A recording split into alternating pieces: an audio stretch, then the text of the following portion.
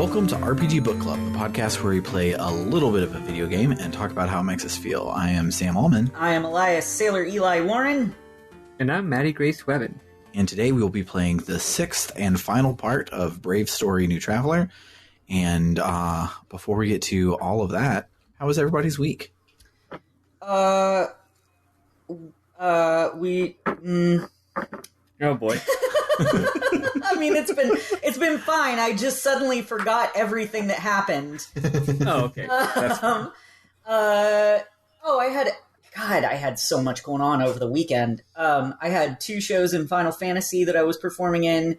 They were super fucking fun, even though I had a shitty false start to one of my songs, but I fucking nailed it in the end, and nobody gave me shit, so that was cool. And then my Final Fantasy character Malvalen got married on Monday. It was supposed to happen the previous Monday, but Square Enix had other plans because they decided to make maintenance at 8 fucking p.m. So we had it yesterday instead. And that was super fun. We had a good time. We had a modest little reception where we played some games, and that was cool. And there was a big thing that happened today that I don't know if do we want to talk about it. Yeah. Justice for George Floyd. Hell yeah. Yeah, thank goodness. Although that was great. And it was great to get that news, which I got in the middle of doing something else, and saw it on my phone and was like, oh boy. Although, well, history rolls on. Did you hear about what happened literally at the same time the press conference where the verdict was being handed down? No. Well, the same shit as always happened again. God damn it. In Cleveland, Ohio this time, and this time the young black boy was 15 years old. Oh my fucking god. I don't even know the details. I just saw, like, you can't go 5 fucking seconds. You know, but I mean, it's still great that you know, Derek Chauvin is being brought to justice. That's great, but also it's just like, you know, it is just one guy, sadly. Mm-hmm. Yeah. But it is now on the books that you can be charged for it, and thanks to qualified immunity, you now can be charged for it in the future. That is good. So we're using their bullshit loophole against them. And the thing is, this particular case was like so egregious that like even my cynical, pessimistic heart. That's not true. I'm not cynical, pessimistic, but I think I'm rightfully pessimistic in this particular situation. Even my pessimistic heart was like, "There's no way." Like, if anyone's actually going to get convicted of this kind of shit, it's going to be Derek Chauvin, because it's like about as egregiously open shut of a case as you can possibly imagine. And also, it was only a manslaughter charge, not a murder charge. And he was found guilty, which is great. And even though it was like the lowest possible bar to clear, it still feels good that bar was cleared. Yeah, because you know? for a now very long time, a bar. Yeah, for a very long time, it felt like you couldn't even like pronounce the word bar, much less clear one. He was convicted for 2nd-degree unintentional murder and 3rd-degree murder, correct? It wasn't just manslaughter. Maybe I have the details wrong. Let me see. I thought the strongest charge was some kind of manslaughter. You know what's sad? There's so many of these fucking cases and so many of these fucking cops that you legitimately can't keep them straight. Derek Chauvin has been found guilty of 2nd-degree unintentional murder. He is also charged with 3rd-degree murder and 2nd-degree manslaughter. And okay. Both of those were wrong. Yeah, both of these were guilty verdicts as well. I actually watched the judge on accounts reading them out. Yeah, I was driving while it was happening, so I'm pretty much just catching up right now, mostly. Sorry, I didn't mean to bring the mood down with the news. It was just that, like, for me, it was like 1-2, right? It was like bam, bam, as far as learning the news is. But baby steps is still progress, and I'll take it. Yep. No, it's still good, and I mean and especially for like a lot of people are feeling a lot better today about things, which is as much as I can often come off as, I think, sometimes cynically materialistic and pragmatic. Like, feelings are important. It's important when people have feelings, and it's important when people have good feelings. So that's good, you know? Yeah, like Biden sucks real bad, but the day he won was a lot of good feelings, and that was good. It could be worse. That's not nothing. Yeah. and just discounting those feelings just kind of makes you look like a jerk. So speaking of those kind of feelings, a few things that I did this week that are interesting. I don't know what I did since like last time we recorded. Who even fucking knows? My life is an absolute fucking whirlwind nightmare. Oh, I will say I am. Oh, sorry, you had more stuff. I'm sorry. Go on. Just one more thing. I got my first vaccine. Hell yeah! Yes. I actually thought you were already vaxxed, but that's awesome. I'm really happy for you. Yeah, it's been weird. But Ken got us. They had like a sign up thing where you like sat in a line online and then waited to get an appointment. We actually managed to get appointments at the same time, but we had to go separately because he was going into his office afterwards, and then I was coming back home. But I felt like crap for a day, and then I felt just fine the next day. I am expecting to be knocked on my fucking ass from the second one when I get that in a month. Yeah. Because that's what I've been hearing. I had the Johnson & Johnson, and as we talked last week, it kicked my whole ass. Yeah. But we got Moderna. Yeah. But you know what didn't happen? I didn't die from COVID. So I'll take getting knocked on your ass. You got Moderna, Sam got Johnson & Johnson, I got Pfizer. We got the whole gang. We got all three. Gotta catch them all. But speaking of COVID, to talk about my week just real quick, because I didn't do anything else this week. It's really like bizarre to me that it's already fucking Tuesday. But for reals. We went to Chicago over the weekend to see Summer's sister, and we had a grand old time. And her sister works in like in a hospital, so she has to get tested like every day. And so we knew it was like low exposure, whatever. But we came back, and Scarlett was feeling really, really sick, and we went. And so she was sick last night, sick all day today. She seems better today, but like she started getting an earache. So we think it's probably just like an ear infection or something. Yeah. But I don't think that's a symptom of COVID, but I can still understand being really scared. Yeah. And so we don't think it's COVID, but like every doctor basically says if you come in for a cold, get a COVID test, because we would hate to be wrong. And so Scarlett got a COVID test, and she was so brave. Like, she hates when I cut her fingernails, and she'll like pull away from me and cry this big old thing. I end up usually just saying, "Fuck it, I'll do it tomorrow" or something like that. Like when she's scared, she gets like hella scared.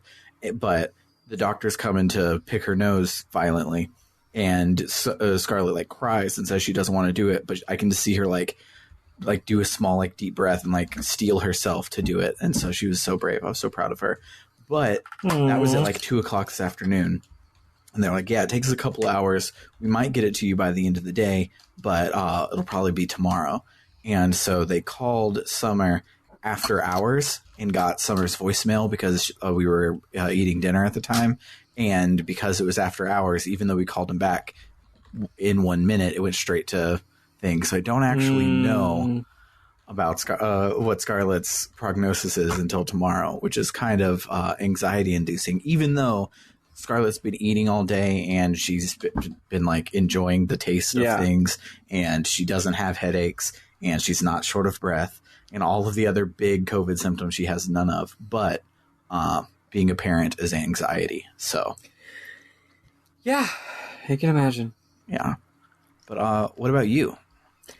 I had a pretty interesting week. Like I said, I don't know what most of it is. If you recall last week, I said that I decided to make an interesting life change, and I still don't quite want to share what it is. I've been having a bit of actually, I need to check something. I'll actually probably do it in just a second, even because I don't want to, my ADHD brain, I don't want to forget.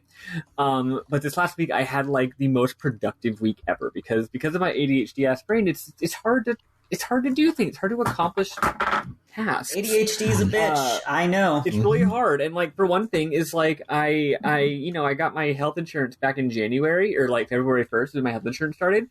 And I had two goals of health insurance. One was talk to an endo and get some fucking, get some test my hormone levels for the first time in literally my entire life. Actually look at what my hormone numbers are. Spoiler alert, they're great.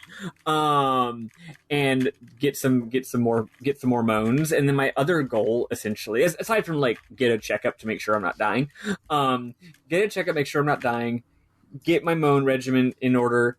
And then third was get a psych appointment so I can get some kind of diagnosis with ADHD or whatever else might be wrong with me and hope maybe get some medication or something, or I know there's other things to do besides just medication, but honestly, I would like some medication. Right. Mm-hmm. 2.5 months later, I finally called the psych. It took me, just making a fucking call took me that long. Right. But yeah, so this week, all in like one day on like Thursday, I don't actually remember what day of the week it was, but I called the psych. I also called my dentist that I've been paying for dental insurance since February 1st and set up a dentist appointment. I made a change where I bought a new, better kind of razor. I finally made the switch to safety razors, and wow, they're amazing. My face is so soft. I love safety razors, man. I also bought some fancy conditioner that I've been meaning to buy for ages because it makes my hair really great, and I ran out like a year ago. I also did a lot of work looking into the life change that I'm not going to tell you about. And then I also got a vet appointment for my dog, and I also tried to fix the super cheap but really, really cute sort of old record player that I bought for $30 a while back. Turns out I wasn't able to fix it. I don't know what to do. It's more like I do know what to do. I have to put my screwdriver inside of an electronic device where you can't see what you're doing, and I'm pretty sure I stripped the screw. So I just gave up and then bought some speakers to go with my existing vinyl player that I already had, because the one I already had before didn't have built-in speakers. The point is, I did a whole bunch of things, and then I also accidentally took on some new responsibilities. I accidentally ended up agreeing to bottom line a rally. Oops. So now I have to do a lot of work and be responsible for that, which is very stress-inducing. But I did all those things, and I felt so good about it. And the life change thing isn't quite happening yet. There's been a few setbacks, but I'm working through it, and I feel confident. And then after all of that shit, on Friday, I had a friend who asked me to go to basically a march/protest for, because of the... I literally can't keep straight the names of the Black people getting shot by police. Yes, exactly. And that was on Friday. I actually had pretty mixed feelings about it. About the protest. I mean, not the shooting. And basically because I have mixed feelings about things like protests. But I ended up going because my friend asked me to. And when your friend asks you to do something and to support them, sometimes you just say yes, even if it's not really something that you think is a good use of your time, right?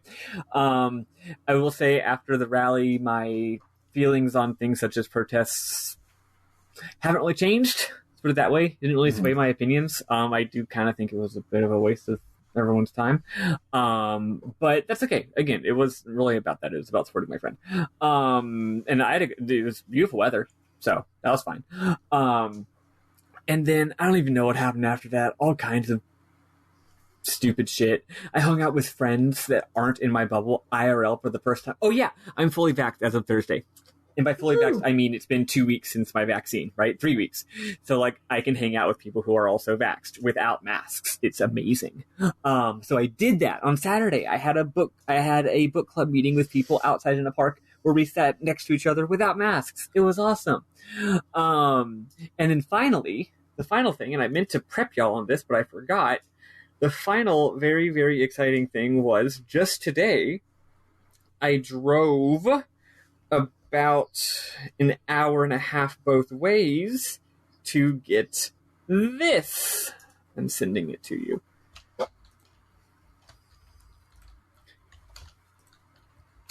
Is that a old ass CRT? That is a beautiful 13-inch Trinitron. Ooh, Trinitron. Uh-huh. For those of you listening, Trinitrons are the holy grail of CRTs. They're the absolute perfect quality image that you want with your beautiful old CRTs. They're the consumer model of Sony's professional TV like TV production monitors. That's some pretty sexy looking Mario. Yeah, and I mean, you can't really tell in that picture, of course, but it's small, it's cute. I can't wait to play like a PS1 game with pre-rendered backgrounds on it. I'm sure it'll look amazing. And I'm very happy with this little guy. And also, because it's so much smaller than my last TV, it doesn't take up a fuck ton of space, and it doesn't break my back whenever I try to lift it. So very, very fun trip that I had today. So basically, wait, let me just think. Just for the sake of completion, let me think to see if I can remember what the fuck I even did on Sunday. Let's think. Sunday.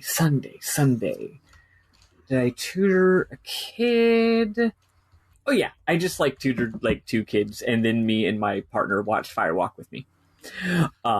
Which, well, Eli knows. That movie's a lot. Yeah. That's my 4th time watching it, and it's still a masterpiece. Oh, I mean... It's still an absolutely incredible, nearly impossible to watch movie. When we saw it in the theater, I fucking broke down and sobbed at the end. Yeah, the ending is absolutely breathtaking. It's extremely beautiful. And I've watched it before, and usually I don't cry at movies I've already seen, but seeing it on the big screen was a whole different experience. Yeah, the movie is very powerful. It's a very loud, in-your-face movie. So when you're seeing it in theater, it hits you like a ton of bricks. The sight, the visuals, the sound. It's just very in your face, very forceful. It just sort of grabs you, right? So I can imagine. I mean, I've seen it. My first time seeing it was in theaters. But anyway, great movie. Glad I watched it. Yeah, and then I went and got a TV, and now we're here. So that was my very, very eventful week. And I really, be crossing your fingers that this life change I'm making works out. Let me rephrase that. There's no way it's not going to work out. The only question is if it takes a little while or if it happens sooner rather than later. So it's not I want to get the job, cross your fingers that I get the job and then I don't get it, right? It's not that kind of thing. But still, be crossing your fingers because I would love to share with you all what it is. Yeah. Dope. So, let's listen to whatever BGM number 1 was, and then later we'll listen to whatever the final BGM on the track is. And we'll... Clever. Yeah. And then we'll talk about this game and answer a shitload of listener questions. Yeah.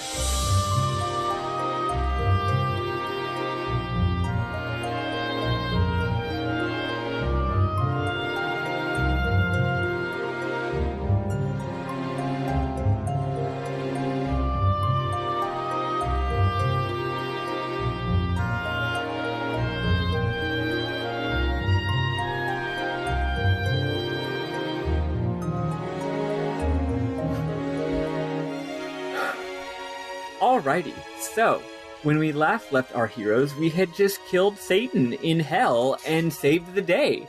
The game is over. Definitely over. So we exit the door from hell and get back into that random cave. And Wayfinder Lau is there. He's like, good job. You got the 5th gem, and you got the magic sword, and you killed the Demon King. Nice work. You did it. But it's troubled. She says, wait, but with the way to the Tower of Destiny didn't open. Lau says it's as he feared, and then we get the big twist, which is Tai, to be clear, that's the main character, isn't a traveler after all. They think back to the Demon Lord's words about finding out the truth, and how our wish will never be answered. It seems wild, but it must be true. When a traveler gets all 5 gems, the way will always present itself, the way to the goddess. But neither Tai nor Ray were given we're given the path to the goddess. Yuno is really upset about this. She's like, the goddess brought Tai here to Vision to get his wish fulfilled. Is the goddess a lying bitch? She doesn't say that, but that's me saying that. Or perhaps, Yuno supposes, the goddess just used us to kill the Demon King. Leonard realizes another problem. If the Demon Kin find out that we're not a real traveler, then they'll stop being all terrified of us and will regain their confidence and attack again. Never mind that we murdered the Demon King, but, still. Actually, I did mention how it was weird last week, how we murdered the Demon King, and then we're like, yeah, you all stop it. And they're all like, okay. So now they'll be like, never mind, fuck you. Lau says there's only one way to find out. We have to take the alternate route. Turns out you don't need a magical portal to go to the goddess's tower. You can get there on foot by going through the final dungeon. The route is in Dela Rubesi and will be our hardest challenge yet. That's not really true. So Lau says... It's real hard how I cheated my way through and used stealth the whole time. Oh, cheating, you don't even need... Even cheating notwithstanding, it is definitely not the hardest dungeon in the game. The game's skill curve must have just balanced itself out or something, because I would not have been able to beat the last boss if it were not for the cheating. I can say that much. Oh, yeah? Oh, okay. I guess I did do some side quests. Although not that many. Anyway, whatever. Lau says, if we discover that the goddess was just using us, what will we do? Melody's like, we'll kill her.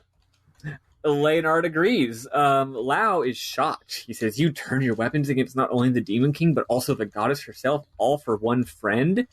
And everyone's just like, yeah, duh. We're in a JRPG. We're going to kill Satan. We have to kill God. It's what we do. Roppel says that when his friends feel despair, he does too. The goddess of destiny made us this way so that we'd fight against despair. Yuno says she'd do anything for Tai. Lau is touched and tells us to go and to remember who we can really trust. It's friends. So we go to Dela Rubesi. It's, as I said last time. Last time I went there just for funsies, but now we're here for realsies.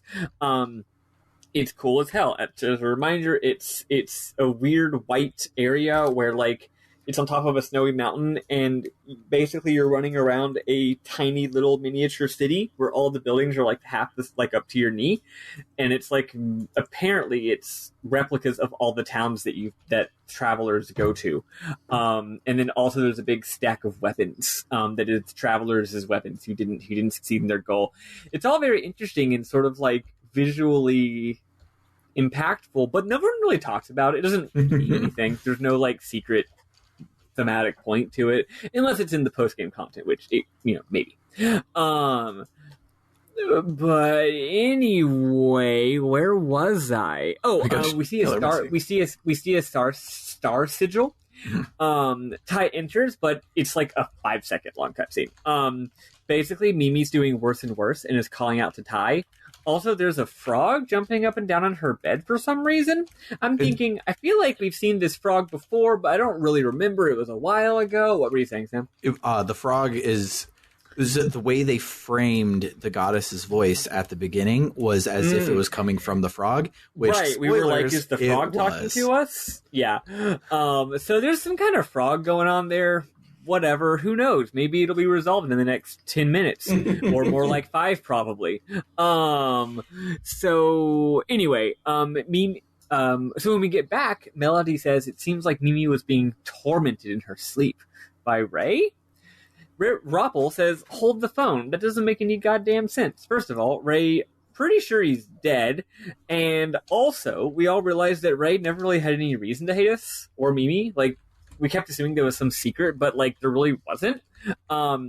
Basically, the goddess took us into Vision before we had even met Ray, and his goal was just to erase his bad memories. So, if he just wants to get rid of his bad memories, why would he care about us or our girlfriend or whatever? It doesn't make any sense. So, something's up. So anyway, we go up to the final dungeon, and oh my god, the game just is Kingdom Hearts now. The final dungeon is the Crystal Sanctuary, and like it is the definition of an amazing Technicolor dungeon. It's like everything is floating in the sky and transparent and crystalline and glowy, and the music now has dramatic strings and choral shit and is extremely Shimomura. The game also goes all Septerracore, and we have to do a left side dungeon and then a right side dungeon, and then we have the pieces to open the middle dungeon. Although I will say, even though this dungeon is subdivided into 3 sub-dungeons, it's still not even close to the longest dungeon in the game. And certainly not the most complex as far as, like, maze construction. It was, like, pretty straightforward, actually. I actually think it is the hardest maze because the encounter rate is ungodly high. And until I cheated to make me level 99 so I could use stealth and not get in an encounter rate, I actually thought I had searched the entire left side dungeon and never found the coffin because I like got so far, got in a battle, got turned around, and never actually made it to the middle. That is true. Sometimes I would get through a battle and then forget, like, wait, was I running north to south or south to north? That would happen a few times. But overall, though, I did feel like a lot of it was like, here's a hallway with 10 different with 5 different left turns. One of them is where you got to go, and the other 4 are short little paths that lead to chests. Yeah, and it was like repeat that a few times. Like overall, there's spirals with every time you go away from the spiral, you find a treasure chest instead. But because of the close crop of the camera plus the high encounter rate, it's make it very easy to get lost. And the fights in the dungeon are For me, they were nothing in particular. And the reason why I didn't have trouble with the bosses at this game is because up until this point, it's like I've been many levels below what the walkthrough I've been using says to be at. So the walkthrough is like, oh, you got to be at level 42. And I'm like, fuck, I'm at like 37, right? And when I beat last week's bosses, when I say beat last week's bosses, I mean when I beat last week's bosses about 4 days ago, because that's when I was catching up, because I cheated last week. I was many levels below what the game was saying. And I entered this dungeon still pretty damn underleveled, but by the time I got to the boss, I was like right at where the dungeon told me to, or what the guide told me to. So the encounter rate, like Sam said, is rather high, and also you just get buco XP, which makes sense. What level was the guide saying? I don't remember for the final battles. 50, low 50s? Yeah, I think it was 54, the guide I was looking at. Gotcha. Okay. Maybe. Yeah, my characters were like low 40s by the time I got there. Aside from Tatsuya. Well, I had Tatsuya at level 99 from the cheats, and then I turned on stealth, and I didn't run into anything. Oh, right, yeah. I entered the dungeon at, like, level 42 or something, and, like, I think I literally gained 10 levels over the course of the dungeon. I think the first of the 2 bosses, the guide recommends, like, 48, and then the second one recommends, like, 51 or something like that. I might be wrong with those numbers, but, the point is I was about where the guide was. But yeah, so the game gives you a lot of XP. I also had been, I've been rotating my party because I wanted to get every single dual tech, and I actually managed to get 2 of the triple techs.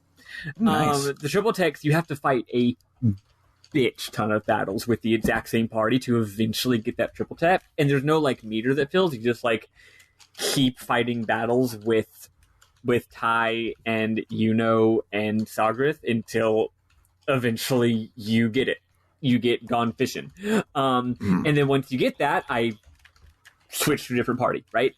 So I was actually having a ton of fun alternating the party. So if you're playing this game, I know it's fun to use the same party forever, but unlocking those dual techs really is a lot of fun. And honestly, all the characters are good in combat.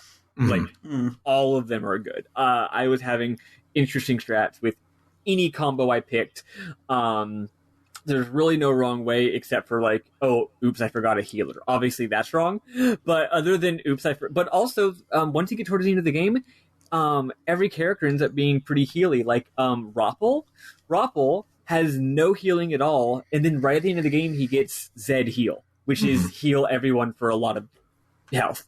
So now it's like, fuck. Well, there you go, right? But yeah, anyway, strategically, it's all very interesting if you unlock all those things. So I would recommend alternating your party. Yeah. Long story short. Oh, what's on? One final thing on the encounter rate and how hard it is to get triple techs. I got gone fishing right when I first started playing this week, when I first got into the dungeon. Then I switched to Melody because I wanted a bunch of heals for the thing I was doing, because I needed Tatsuya and Yuno because they had quit staring, and that was my way to survive these battles that I wasn't prepared for. And so then Melody had Zed heal, and so that's why I switched that in. By the time I got to the end, I had their triple tech, so I had done enough battles in this one dungeon to get their triple tech. Yeah. And Let's see which ones ridiculous. did I get. I already had Melting Pot and Half Pint Express, which are ones that you get with guest characters early in the game. Mm-hmm. See, by the end, the only ones I had were Gone Fishing and Sands of the Goddess, which is Melody. I think that's Melody and Sawgrass, I think, is Sands of the Goddess. I don't really remember too much. It's Melody and somebody, right?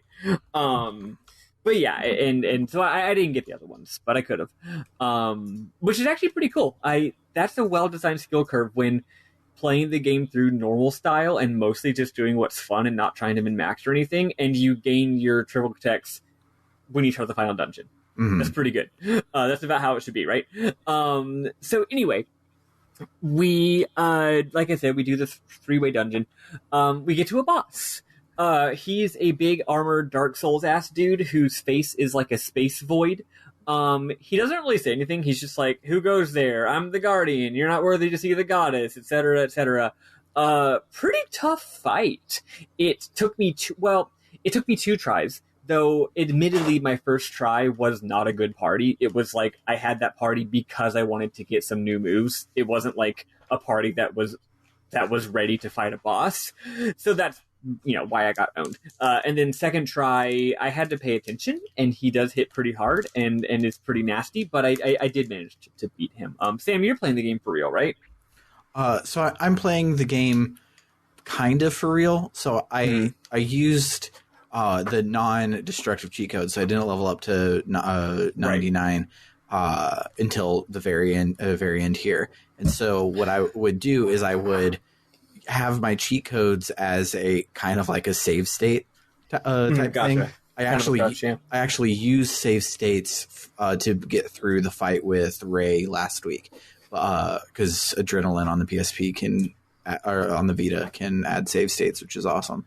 But so I would like try it. Oh, I'm going to lose. I don't want to redo this dungeon all the way back from the save point. I'm going to try on this the cheat codes and get through it. And then I also, when I made Tatsuya level 99, he was the only one that I did the 99 cheat on. So it still was like difficult to get through even afterwards. And this guy, like everything this week, I was like, for my main character having max stats, this is still going way too fucking hard. So I can't imagine what it was like at 50 Here's the thing something. about this boss. This is the second to final boss. Spoiler alert, the final boss is seriously like easy peasy. But the second to final boss, who's just no one, he's just a fucking guardian. He can one-shot any party member at any point. Mm-hmm. Just because his basic attack, he has a couple of different basic attacks, and one of them is a 3-hit combo, like the kind that we're always relying on so much, like Ty's triple hit or Melody's like 10 hit. But when he does it, it's like, unless he's attacking Sawgrass, it'll do like 200 damage. So what do you gotta do? You have to constantly be raising your defense and constantly be lowering his attack using Ty and Melody's Achilles Cutter, which is an incredible move. So like if you're not, and even with that, it still takes a little bit of luck. So like that's why I had to change my party. I was like, okay, I'm putting the characters with high health and defense. I'm changing up my equipment so that it's all defense raising accessories. I don't give a shit about offense right now. I just got to be able to survive his hits. I think it was Ty, Melody, and Sawgrass, which really is pretty much the best. This is a really good party. And then constantly using buff spells, and even sometimes just having to defend sometimes. So it was a super defensive battle because of the different attacks he has. One of them can just annihilate you, and the other one ain't kidding around either. And then the rest of them are like, oh, he hits you with a status effect. Oh, he hits everyone for mediocre damage. Oh, that's right. he has a move where he raises his own attack and defense. That's why he can do that. Yeah. So if he raises attack and defense, sometimes I'll like defend, but sometimes I'll like buff up. Other times I'm just using defense. I'm just gonna weather this storm until it goes away. So yeah, pretty fucking tough fight. I had a good time fighting it. Anyway, there's no cutscene. Literally, you just beat him and then you keep going. So you run through some more sparkly, multicolored sky void, and you arrive at the Tower of Destiny. The music gets even more Kingdom Heartsy. Tells us to open the door so that we can go ask the goddess, yo, what the fuck? But the door won't open. Then, oh no, Mimi appears behind us. I'm sure it's definitely Mimi and not some 100%. Weird apparition. Yeah. She definitely had me fooled for even 1 second. So she tells Ty, hurry up, go see the goddess. Then she taunts us, like Mimi would do, like being mean and saying mean villain shit. That's what Mimi would do. So she taunts us and says, the goddess doesn't want to answer your wish. The goddess doesn't care about people. And we should just kill the goddess instead. The goddess just holds up in this tower and toys with people's lives. I'm thinking to myself, this discussion of like the existence of God and how we feel about it would make a lot more sense if it had been present in the rest of the game. She asks us to give her the demon's bane. That's our sword, by the way. So that she can go kill the goddess her damn self. Having clearly played a video game and or seen an anime before, knows that something is wrong and implores us not to give her the sword, is what I wrote here. And we agree and rejoin our party. Mimi's like, curses, foiled again, and she transforms into a giant evil frog lady. The final boss of the game. Her name is Onba, and she is the personification of everything negative which the goddess cut away to make the world. She hates the fuck out of the goddess, and she called us from Earth to kill the goddess. She actually called both us and Ray, literally just like, if I call 2 kids, then that's insurance in case one of them fucks it up, which is pretty cute, actually. I like that. Like, there wasn't some evil, like, clever cosmic plan behind it. It's literally just like, why not 2 instead of 1? It's just better odds. It's like pure calculation. But Ray and both of you were at the hospital at the same time, so she didn't have to look hard. She was like, oh fuck. There's 2. Yeah, sure. There's 2 protagonist aged boys here. Yep. So anyway, so Ray fell for Avira, that's the Demon King, Avira's false promises and betrayed her. And when Amba says betrayed her, what she means is Ray realized that he was a false traveler. And when he realized he was a false traveler, he realized his wish should never be granted. So once he realized his wish should never be granted, he's like, well, fuck you, Amba. Instead of doing your bidding, I'm just going to get the Demon King to wipe my memories. Because if I can't have what I want, I guess I'll just forget everything and try to be happy, right?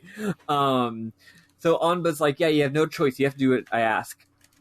The goddess doesn't care about you, but I, Anba, can cure Mimi once I become the goddess. So kill the goddess so that I can be the goddess, and then I'll help you. Sogrith is like, don't believe it, because I believe that the goddess is watching over us and cares. Even though, again, I don't see how there's any build up to him feeling that way. But then Roppel says some stuff that's more reasonable. Roppel says, this doesn't make any sense. Like, the whole like, the goddess isn't going to help you, but I can help you once I become the goddess. That would have been a pretty reasonable argument to use on, say, Ray, but clearly she didn't use this argument on Ray, so maybe it wouldn't have worked with Ray. So she must have some other leverage over us. And then Roppel realizes, pretty cleverly, that Anba was the one who had cursed Mimi to begin with. Mimi is not sick with literature disease. Soap opera disease is what I... Soap opera disease, but is in fact sick with fantasy curse disease. So if we kill Anba, then it'll undo the curse, baby. Anba gets mad, and we get mad, and everyone's mad, and it's time to fight the final boss. I was not prepared for what happened. Yeah. fucking phase 2. So the final boss has 2 phases, and as we'll get to in a second, the second phase is gross, incredible. So for the first phase, again, she's a giant frog. I really like the giant frog because it's like, even though we're in Crystal Zone, that's very like modern FF, right? It's like very abstract, very clean, very ethereal in nature. Mm-hmm. But the demon, she's not some abstract manifestation of evil. She's the gross frog. I like the physicality of that. I like that the simplicity of like, no, it's the lowly creature, right? So she's a giant frog. And when I say giant, I mean like Snorlax sized. And she's got a big cloak. She's like a queen. And she's also got all these chains on her. It's a great design. Just this game has been killing it in the 3D design department. They don't stop doing that. It's a great design. So we fight her. It's a pretty fun fight. Even though I said it was easy, I did say it was easy, but it's not. You have to use your brain. It's just it's hard to lose, but you do have to pay attention. She's real nasty with status effects. For the first part of the battle, she might have other status effects, but she mostly uses poison. But the thing is, poison doesn't hurt you that much. So instead of wasting time trying to heal all 3 of my characters, because I didn't have a heal all status effects, all I had was a heal 1 character status effect. So that's 3 entire turns just to heal my poison. Roppel and Tatsuya get a Unity skill that not only does damage but also cures status effects. Oh yeah, well I didn't have Roppel on my team, but you're right, they do have that one. Roppel, I really like Roppel, but he wasn't going on my final party. That's fair. Maybe if he'd been trained up a little more, he would have been a good choice. But I had I was doing Tai, line art, and Melody was my final boss, because line art's one of line art's strong moves, the one that does massive damage but then lowers your defense for a little bit. Fucking fantastic move. Just outrageously good move. Except when you're using it on the previous boss that can hit you for an insane amount of damage. You shouldn't use that move against him. But anyway, yeah, that was my party. And yeah, like I said, we were just fucking killing it. He's got a bunch of good buffs. Him and Melody both have some pretty good buffs. Actually, I will say Roppel has fantastic buffs as well. Roppel has raised the whole party's defense buff spell, which is fantastic. Anyway, so this boss, what other moves does it have? It's got deal like 20 to 50 damage to everyone and poison them, which is again pretty minor. The poison is not a huge deal, and that damage is pretty much no big deal. She's got what else does she have? She has just like hit everyone for a bunch, or hit someone for a bunch. She's got an ice spell. Yeah, pretty normal boss, and I was mostly just pretty surprised by how low all the numbers were. Nothing that hits super duper hard, nothing that makes you super duper scared. It's you got to pay attention, but it's a relatively low stakes battle. She will wipe out your buffs. Hate that shit. And oh my god, I just realized another thing that took from Dragon Quest.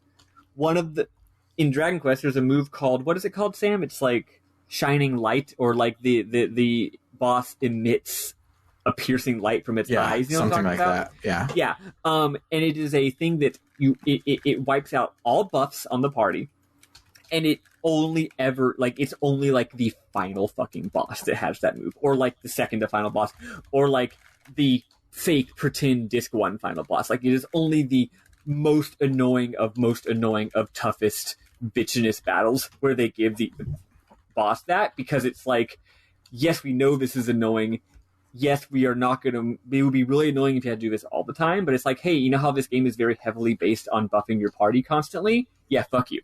So anyway, this game does that, which is cute. But since it wasn't hitting me for that hard anyway, whatever, I didn't need to keep my defense up. Fuck it. So then you get to phase 2. And for phase 2, you get an amazing cutscene where the giant frog rears back and opens its mouth super wide, and out of its mouth comes a hot lady. It's like fucking Sadako climbing out of the TV. Yeah. So she climbs halfway out of the frog's mouth, like literally, it's like her waist or so is from the waist up. She's visible, and she just sort of hangs there, and she's kind of like light bluish, and she looks a little bit like maybe like what you think of like Shiva from FF6 or from FF series. I mean, sort of just a Shiva kind of character. Yeah. So she's this like elegant blue like ice queen halfway out of a frog's mouth. It's and then so fucking weird. I was hooting and hollering. I was just like, what the fuck is actually fucking happening? Like, I love it. Yeah. But gross. Yeah, it was really gross. And as I mentioned before, the music is also totally banging. So then you fight Phase 2, and Phase 2 is still not too hard. I got it on my first try. I didn't have any super... I do think a character died at one point, and I had to do the JRPG spiral a little bit, trying to get him back. And one thing I found out about this game, you actually want to have a character with low speed, because the ideal time to use a healing item on someone is at the end of the round. That way your fastest character can heal them at the beginning of the next round. So you never want to have all three of your characters going after the boss, or all three of your characters going before. That's actually bad. So you want to have generally two characters with a faster speed than the boss, and then one character who is slow on purpose, so that you can get the revive and get the heal, right? So anyway, you have to make use of that. But anyway, this final battle has a really interesting status effect. It's got a couple, but it's got one main one, which is isolation. In case we haven't really talked about this very much, but the game's status effects are pretty neat. You got your typical poison, you got paralysis, which fucking sucks in this game. Oh, it's the worst paralysis I've ever fucking played. Yeah, they made it real bad. And then there's also like confusion, which actually isn't too bad. It still attacks the enemy relatively often. It's still really annoying. What makes this game tough isn't the stat effects are that bad. It's that they're very hard to remove because you only have these single use spells, right? It's like it's a big commitment of energy to take away to get to heal a stat effect. Anyway, but the unique statuses are well, not that unique. There's amnesia, which is you can't use your spells basically, so pretty common, silence or whatever. And a lot of bosses started using that one lately. And then there's isolation. Isolation is really cool. It's you can't use your dual techs. You can't use your combo moves, which is a really smart idea for a game that relies so heavily on those moves. And we've been getting isolation before, but it hadn't been a huge deal. It's just like, just power through it. In fact, I don't know if there have been any bosses that have had it before now. It might have just been mooks. And ever since the cave, the mooks haven't been that bad, right? Ever since the underground passage cave. So anyway, her main thing is isolation. She's constantly casting isolate on you, which is a huge deal. And she does all three of you at once, too. All three at once. And luckily I have items that heal it and spells that heal it once. Oh, and now it doesn't stop you from casting spells. So I'm basically having Melody heal it one at a time. What I would generally do is I would have Melody heal herself and Ty, and then line art I just be like, fucking deal. Like, I don't care. Actually, it might have been Sagrath. Whatever. I was just like, you can just have this status effect on you, and I'm not going to heal it. Sorry. But still, pretty pain in the butt. It was really cool. Also, thematically makes a little bit of sense. It's like, oh, we're destroying the power of friendship with my magic spell. It's kind of cute. Actually, if you queue up to use a combo move, and then before you get your turn, she casts isolation, then instead of doing what you had told your character to do, they just attack, and it'll say, Melody has lost all of her faith in her friends. Yeah. Is what it says, which is really cute. It's really, really cute. Because this game has Dragon Quest style rounds where you pick what to do and then it all happens. So yeah. Also, the game luckily is nice that if you pick to do a spell or to do a combo move and then you get hit with isolation or amnesia, you will still just attack, which is nice. It's better than doing nothing. I will say the font on that is really bad. And it looks like it says like collation. Yeah, I kept thinking it said collated, Whenever it I'm said like, what isolated. the fuck does collated mean? It took me a while to realize it said isolated with bad kerning. Yes, thank you. I'm glad it wasn't just me. Yeah, every time I saw it, I figured that out last week. I finally figured it out last week. I was like, collated? What are we being printed? You didn't spell it correctly. There's 2 L's. Yeah, also it's spelled bad. Also it's a C. But yeah, so anyway, I just thought that having to actually deal with isolation in a heavy way for this final battle was fun. Anyway, yeah, it was a cool mechanic. We hit her a whole... So there's one more thing I wanted to say about the mechanics. What was it? Oh, right. Fun fact. At this point, everyone should have their Brave Soul, which is a special ability that only they have. Let's go over them. Let's see. So Ty's is if he dies, he'll just come back with half health once per battle. He did it twice in a row for me last week. Oh, maybe it's on RNG then. Yeah. Sogrith, when he gets low on health, he just gets insanely high defense. As we discussed, she can attack twice. She can attack, and specifically can target 2 different enemies, which is really cool. Roppel, what's Roppel's? I didn't go get his, so I have no idea. I did get his, though I do forget what it is. And line arts... Melodies is a counter. Yeah, I was going to get there last. Line arts, I also forget what it is. Melodies, I found something out.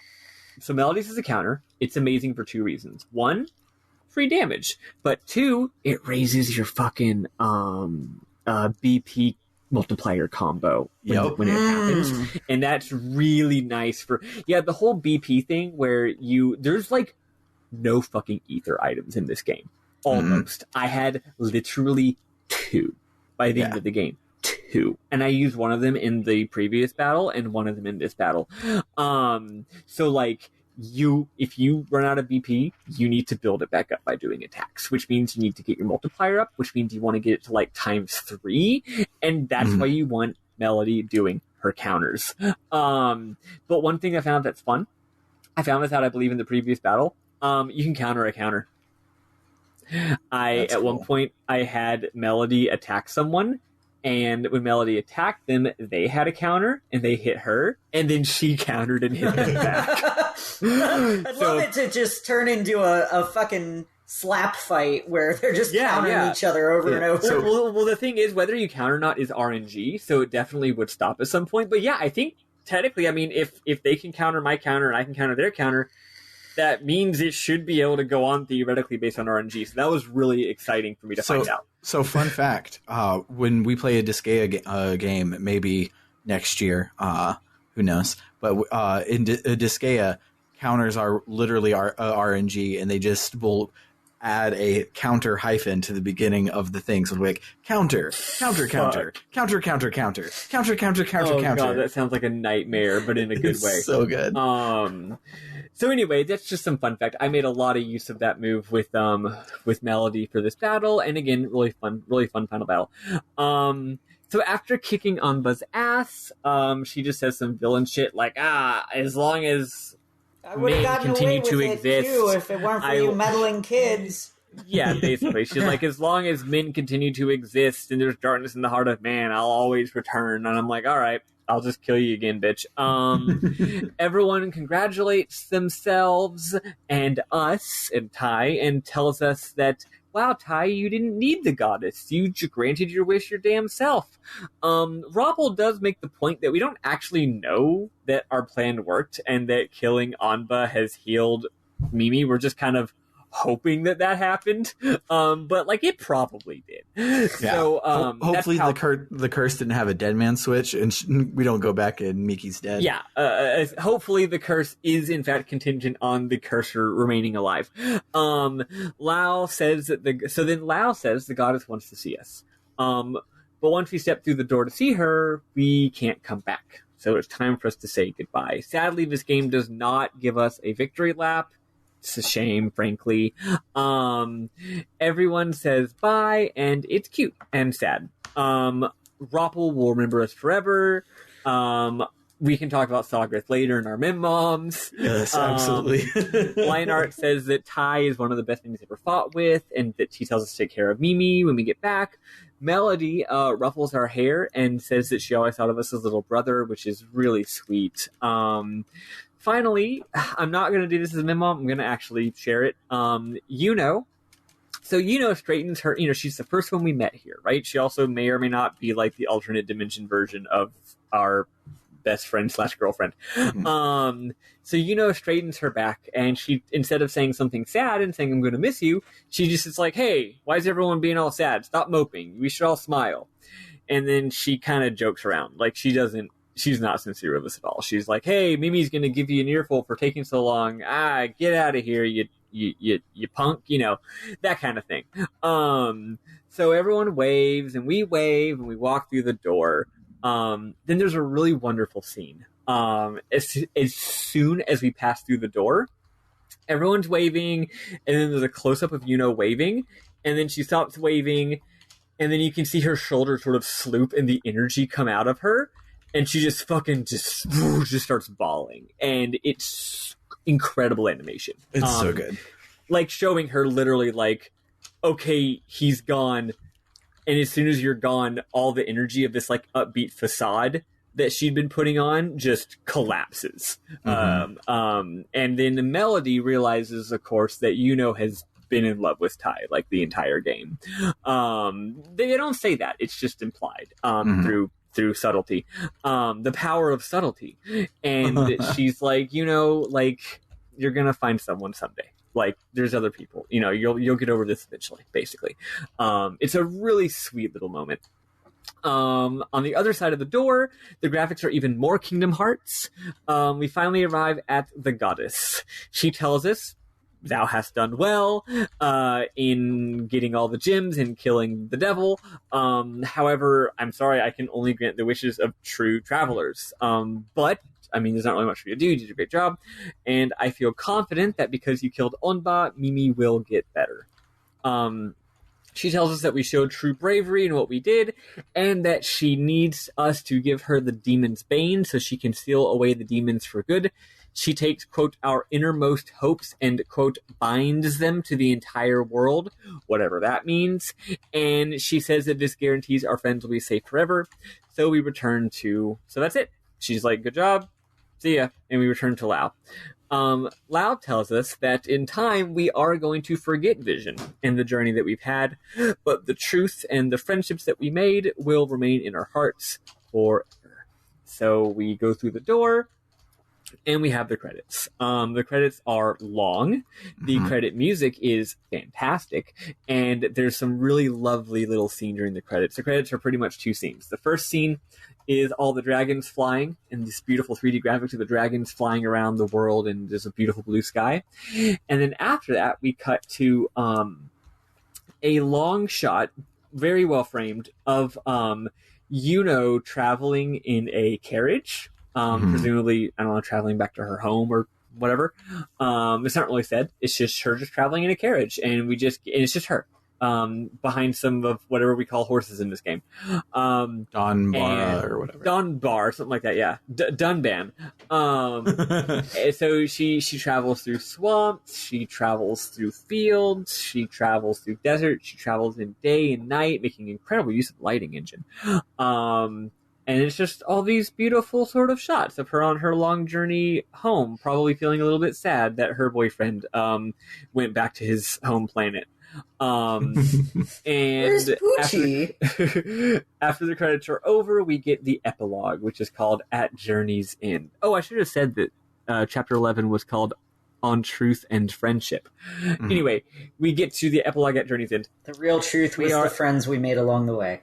Exactly.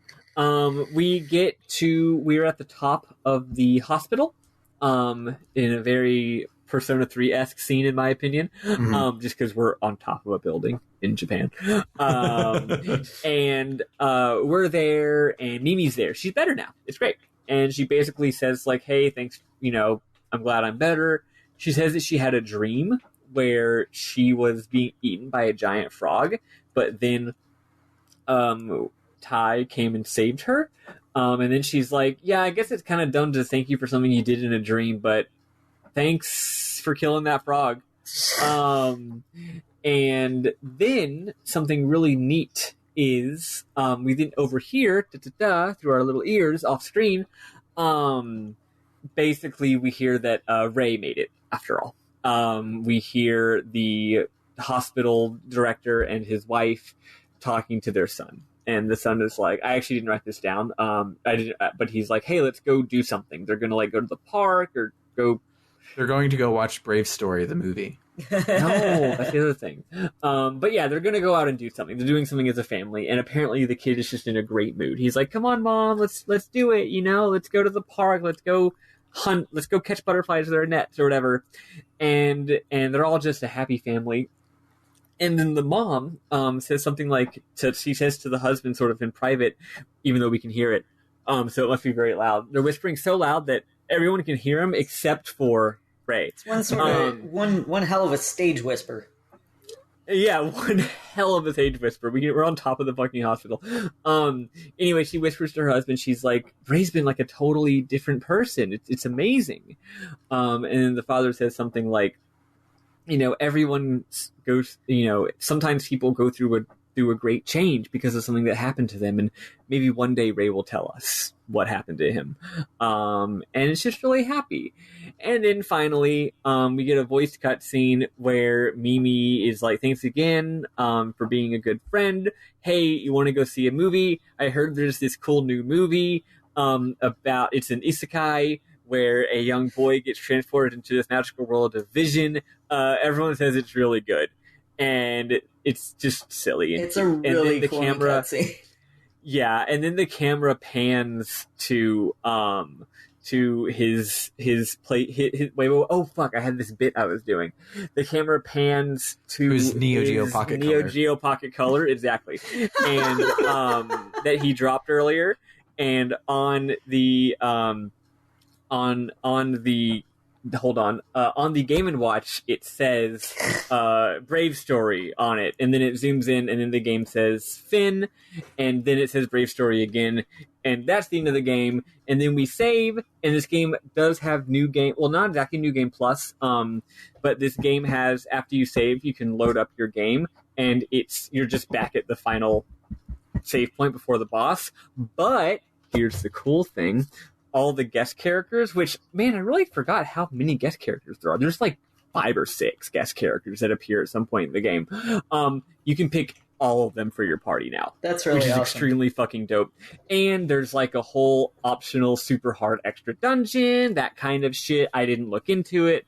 You can go back and do all the side quests. You can go and do the super hard optional dungeon. Maybe there's some plot with that. Maybe it's just for funsies. But yeah, and then you get to experiment with the mechanics and have all the fun stuff and do all the triple text. So that's the game. Hell yeah. So let's listen to the final track, whatever number. Whatever it is. We'll listen to that, and then we will answer some listener questions, and then go from there. We're going to just Mim-Moms first? Oh yeah, Mim-Moms first. That's dumb. I'm dumb. You're not dumb.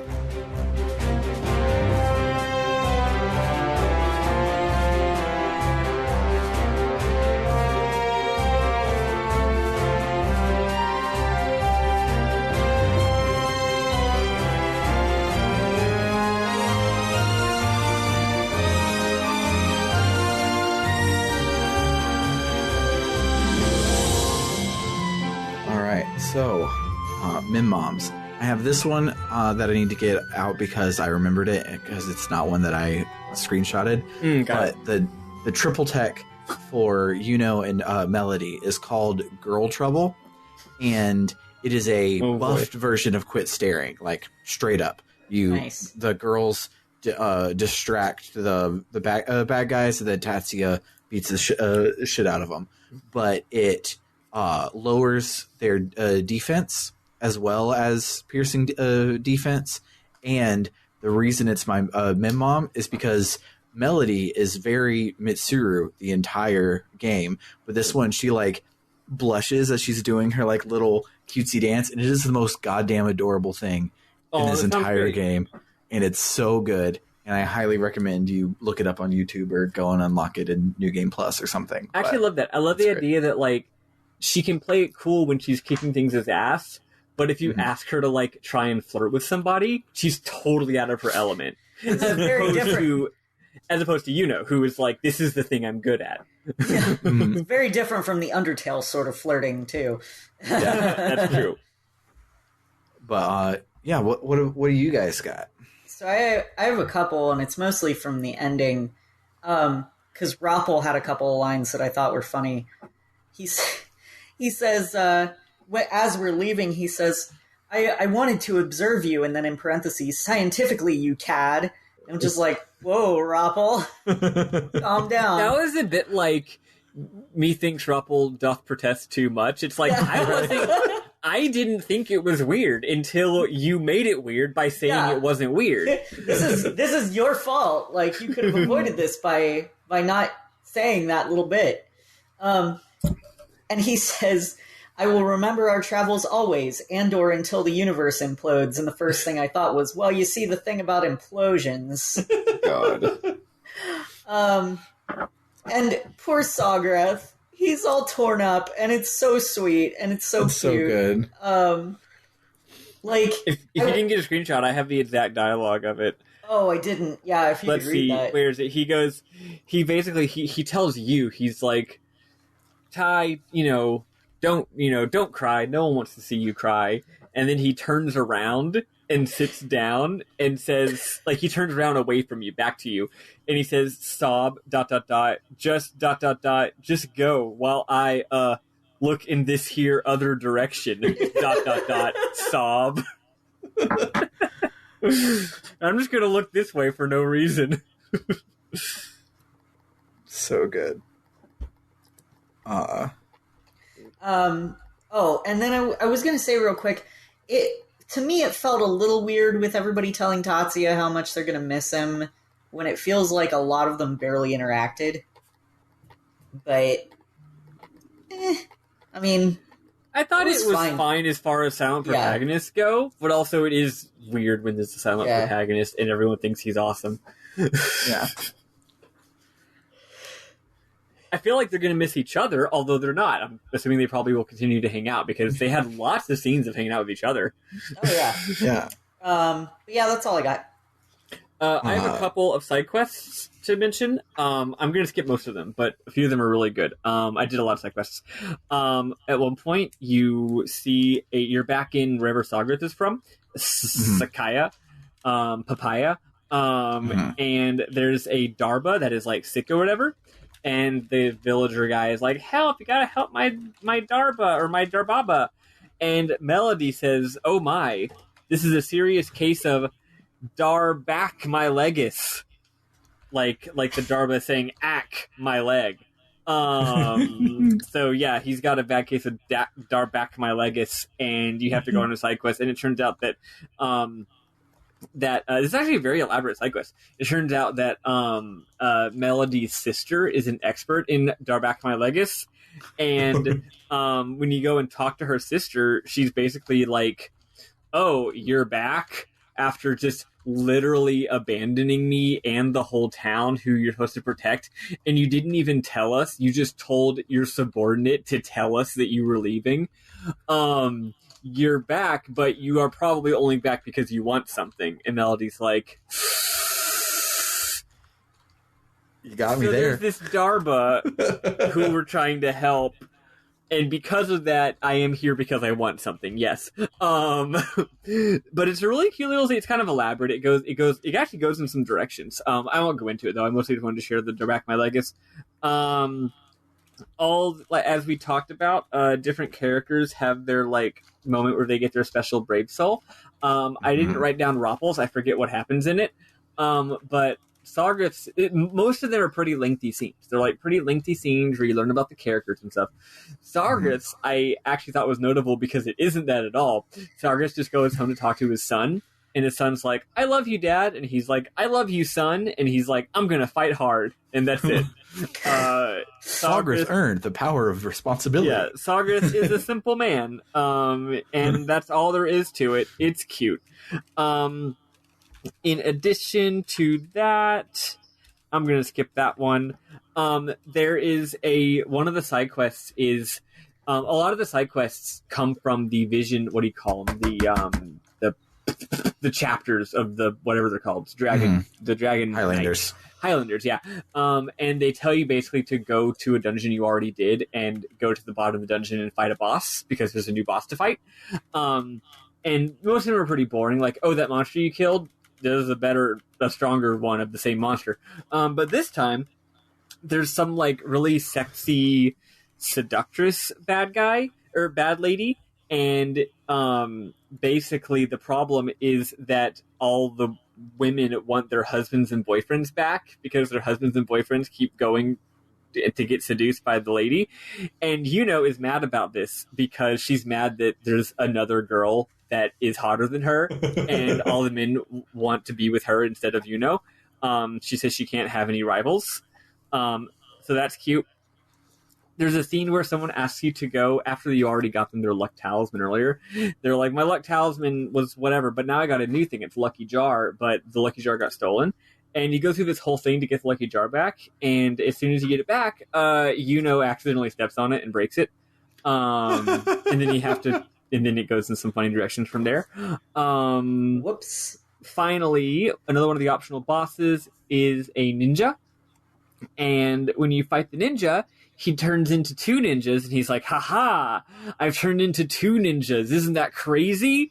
And then I forget which party member. It might be, no, I think it's Melody. It's like, what, are y'all twins or something? And she's like, we've literally already seen this before with some other guys. And the ninjas are very upset that we know their ninja secret. Let's see. That is... The rest of my screenshots apparently are just pictures of when the graphics are good. Oh yeah, and finally, when we're talking to Mimi and she's talking about how we saved her in her dream, she's like, yeah, I was being eaten by a frog, and then you came along with like a cute cat and lizard and a goat or something, which is cute. So that's all I've got. I only have one that didn't get brought up, and you're all getting ready to go through the Star Sigil and go into the Technicolor Dreamscape, and you like ask if everybody's ready, and Roppel says, of course, and/or needless to say, and/or beyond a shadow of a doubt, which that's good. That's good. Was Sorry, spectacular. I should have realized that you probably had some of the same ones as me. My bad. No, it's all good. Surely you got them.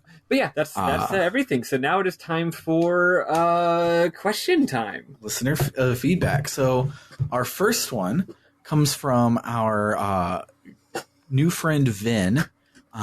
Sorry, Vin, I'm not going to even attempt to pronounce your last name. I can't do it. Is it Diesel? Yes, Vin Diesel. But, he sent us an email. Vin Unleaded. Yeah. He sent us an email to rpgbookclub@gmail.com.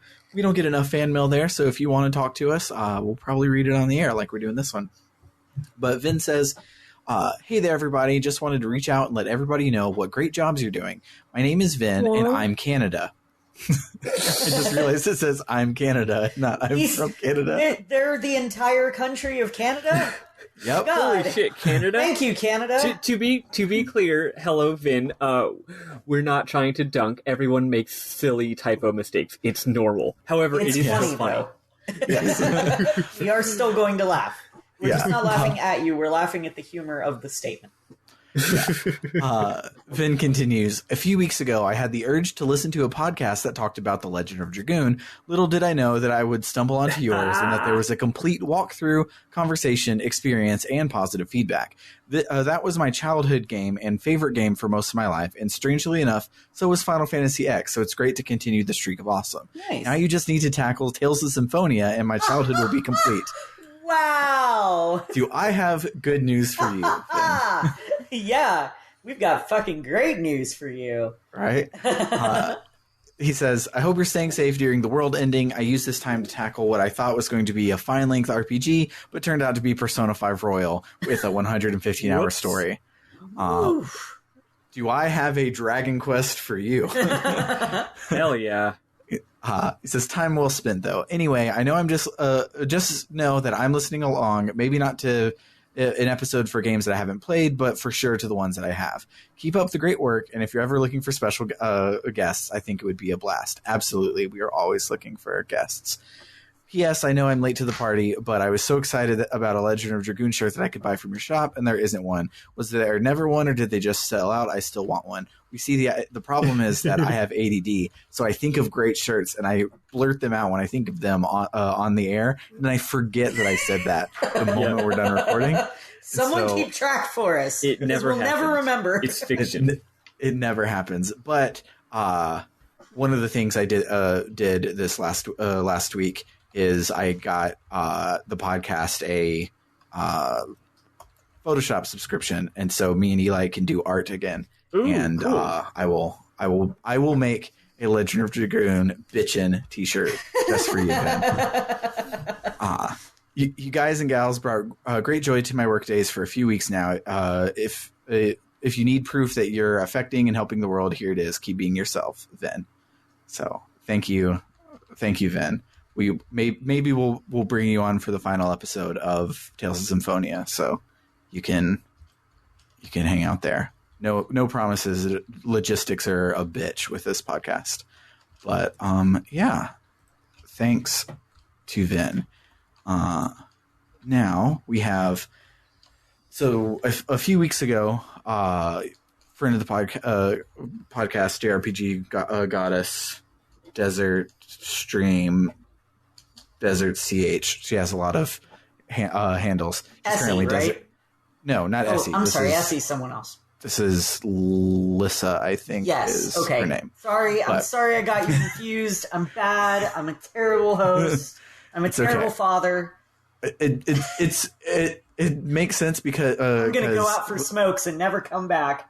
Lissa started showing up around the times that Essie started applying to colleges and started disappearing. So it's an easy. Has anyone seen Lissa and Essie at the same place at the same time? I don't know. Let me do a search real quick. I'll find it out.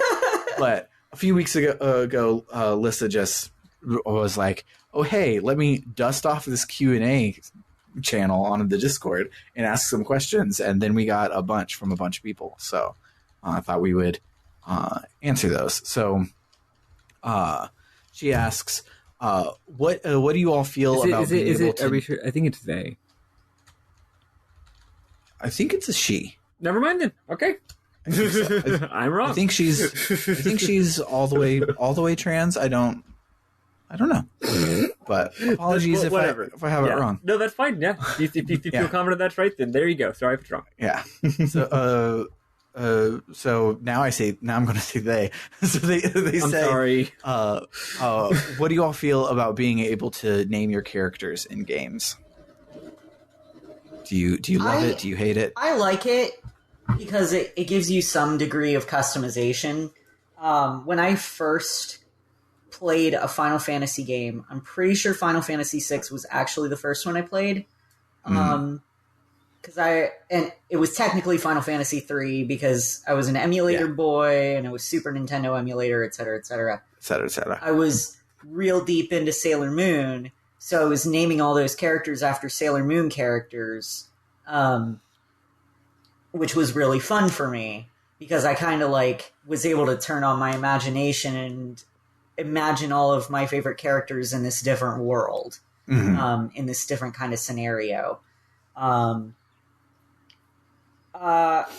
like having canonical names for characters, but I'm always about having more options and more customization, even as someone who gets analysis paralysis from any level of customization. But I like being able to just come up with my own stuff and customize my experience. Like Earthbound, you get to name, you name your favorite thing, and then whatever your favorite thing is, that's what you call out when you use one of your special abilities, which is super cool. Mm-hmm. So, and you can name it anything. I'm pretty sure it was boobs in my playthrough. It usually is. PK boobs. But yeah, so it's I really enjoy it. And I like having canonical names just for the sake of, like, keeping things uniform so that people can talk to each other about, like, oh, Celis did this and Terra did this. Mm-hmm. Yeah, like, who? Yeah. You mean in my game, Chi-Chi and Bulma? Yeah. Yeah, in my game, Terra was Michiru and Celis was Usagi, you know? And so that was how it went. And but I knew who those characters were anyway. So yeah, I mean, if you like the game, you're gonna go online and learn what the characters' names are. So it's like, eh. Yeah, I really like how Brave Story did it, where you got to name important characters, and then other characters felt real and realized. And Final Fantasy VIII does it the same way. You only can name Squall and Renoa, and so I really like that, where it's like, oh, you get to like insert yourself and your girlfriend into the game, but then you also are meeting these characters that feel fully realized, and it's not like you come up to somebody and you think that their character design is awesome, like, oh, your name's going to be Ass Kicker, and then they're like the healer or something, and so they get to be the full picture of that, and I really like that. I just realized if they let you name the villain, then it would be just like Twitter, where you get to make up a guy and then get mad at him. Yeah. Go on. I thought you were done. My opinion on this is that I kind of have the opposite of opinion as usual, but also I kind of don't. My basic opinion is that it's a fucking stupid idea. I think it's a vestigial holdover from back when RPGs were trying to be computerized versions of tabletop role-playing games, where you are making up a character and being that character. Like, duh, that's obviously where it comes from. However, once that turns into this game is now a tightly scripted narrative with characters and arcs, and it pretty much is just the same as like an anime or a TV show or a movie, the idea that you can just name the character like Poopy Dog Balls is outrageous and goes against the basic tenets of storytelling. I think it's fucking stupid. On the other hand, and here's the part you can, if you think for 2 seconds, you'll realize, I like things that are fucking stupid. So I think that artistically it doesn't make any sense and is an outrageous idea, but I also think it's hilarious, and have a good laugh whenever I see people continuing to do it occasionally in the modern day. Shout outs to FF10 for doing the best job with it. They did it despite the game having full voice acting and just wrote around it, which is the absolute dumbest way to handle that problem. Absolutely. Although funny enough, and also the character has a voice actor and has a complete fucking arc. So it makes absolutely no sense. But making absolutely no sense never stopped Square before, so why would it stop it now? So yeah, I think that it is I think that with older games where the characters are more blank slates, it actually makes perfect sense and makes sense with the history of the RPG genre. In modern games, I think it's stupid. On the other hand, I like the idea that you're doing it just because it's tradition. It's like, yeah, it doesn't really make sense. If I were to invent RPGs out of whole cloth, I wouldn't do this, but I'm not inventing them out of whole cloth. RPGs are they have a history. They have a history and they have a legacy, and they came from somewhere, and we're sort of honoring that by continuing this sort of vestigial mechanical concept long beyond the point of it being useful to anybody, which I respect that. I respect the hell out of that. So that's my opinion. Yeah. So I have a handful of funny naming my character stories. First one is in FF8 you can't name your characters, but you can name every summon. So every single summon has a pun on their name that starts with the same basic thing, so that I'll remember what it is when it just lists them in a thing. Like Quetzalcoatl is Queso Taco, and Ifrit is Idjit, and Shiva is Shirt Flicks, which is a reference to Cleveland Show. Like, seriously, guys, just watch Cleveland Show so you'll get me as a person. But and so I've really been liking that one. Leviathan I just got today, and I named him Levi Jeans. But my other one that I love is, well, two more. A real quick one is my name for Titus growing up was JJ Max. No idea why I thought that was an appropriate name for him, but it's so stupid. That's stupid. No wonder nobody called him by his name. He's like, "Oh, nice to meet you. What's your name?" "Oh, JJ Max." "Hey, you." It's kind of like when you're trans and someone is not the best trans ally, where they don't misgender you, but what they do is they just avoid using names or pronouns around you. Like, instead of using the right pronoun, they just like say their sentence in a loopy roundabout way to avoid using pronoun. I'm like, I hear what you're doing. Except instead of doing it out of like being sort of transphobic, they're just doing it because Titus's name is really stupid and they can't bear to say it. They're not allies. They don't support him having a stupid name. No. Then my final one. So the Wild Arms series is famous for having a prologue that you can play in any order, and so like the first hour. The games do that too. Nice. Yeah, so Wild Arms 1, 2, 3 does it. 5 doesn't do it. I don't know if 4 does it because I haven't played 4 at all yet. But in Wild Arms 2, you start off and you can play as this mercenary guy, this Native American guy. Well, no, Native American is in 3. Brad. You can play as Brad. or you can play as this girl. And so I played the girl first, and her name was Lilica. And no, it's Lilka. There's not a second I, and I didn't like the way that rolled off the tongue, so I renamed her Ashley. So then I started playing as the soldier, whose name is Ashley Winchester. Yep. So looking up guides back in the day was like, oh, have Ashley use his special move. I'm like, Ashley doesn't have any goddamn special moves. Like, she barely has fucking magic. What do you mean? Swings the big sword. Oh, it's a big sword guy. Big sword guy's name is Ashley. That's what it is. That's fun. But I will say, I used to never rename my characters except for games like Dragon Quest, or that's different. And I will say, ever since we started doing this pod, I now always name my main character something stupid like Goku, because it's especially funny when I'm doing notes on the pod and I get to explicitly refer to my character as Goku. But I started doing it even in my own personal playing now because it's as I said, I like things that are stupid. And then, of course, as I have said since Persona 3, games where I get to name my main character, I name my main character Bash. So he can go on all these adventures with me. Sense. And I'm a big softie, and I love that. It's on super that sweet. down as fuck note, let's move to the next question. Lissa had a follow-up question that was, what's your favorite form of leveling system? And I'm really liking that's a tough one. The Final Fantasy VIII one. I know I've brought it up a lot, and we talked about it for 40 minutes before we hit record, but Final Fantasy VIII is real good because, like we mentioned in the pre-roll before we did it, it's not an abstraction of anything real.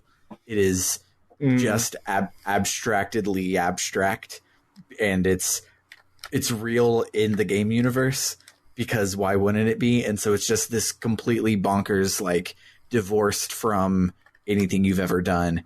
And it's also really fun to, like, pop a regen at the beginning of battle and then just draw off of some dude that you know you can kill in one hit, but you want to max out on fires or whatever. And so you just, nowadays, you put on the 3x speed and hold down the A button while you're watching TV or something. And it's just, it feels good. It feels a lot more manual. Like in other RPG systems, like grinding means you kill a bunch of bad guys and then an abstract number goes up.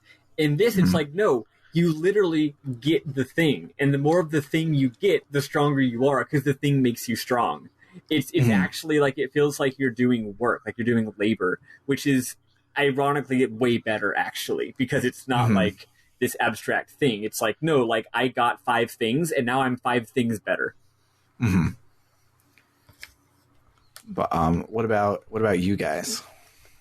Eli's got to go first if you can. I don't. There's so many contenders. There's so many great options. You know, I don't think I like any level up system. I don't like. I mean, because if there was one that did it very organically, where like and I can't think of a game that does this, where there's no grinding involved. You can play at your own pace. You don't have to do side quests. You can just, like, go through the bare minimum of the game, and you won't have, like, maybe slightly more difficulty than you would if you did the side quests and stuff, but, like, I want side quests to make my life, like, fucking simple. Like, I want it to be, if I do side quests, I can nail the final boss without any trouble whatsoever. If I want a challenge, you know, a mildish challenge, then I'd like to just play the game without the side quests. Because I don't like side quests feeling necessary, and there's been a lot of games we've played on here where it's like, I didn't do the side quests, and now I'm fucked. Yeah. So I think you are you're kind of describing the Kingdom Hearts series. They do another one that I really like, where all of the, like, you need this to progress are what they called get bonuses, and you get those when you beat a boss. Like, a boss will have a get bonus of, now you can do fire magic, now you can do yada yada, and so those are tied to that.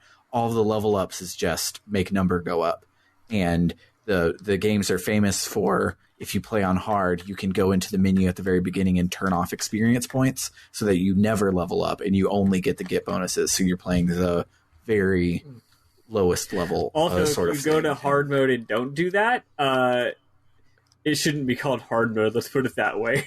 Yeah. But yeah. So I think you should live with the anime bullshit and try playing the Kingdom Hearts series, because I think you'd really like it. I played Kingdom Hearts 1 and 2, and I liked them. I don't care enough to play any of the others. Yeah. Sorry. That's par for the course. Like, at least you got to 2, because 2's the good one. I will say, 2's pretty like, dope. I like the level up systems in MMOs. Like, Final Fantasy XIV's level up system feels pretty damn good at this point. Yeah, that's a really good one too. And World of Warcraft has gotten better and is more streamlined and faster. But I'm the kind of person who just wants to get to the highest level I possibly can as fast as I can. And with as little grinding as possible. Yeah. Because I'm impatient, and also I want power.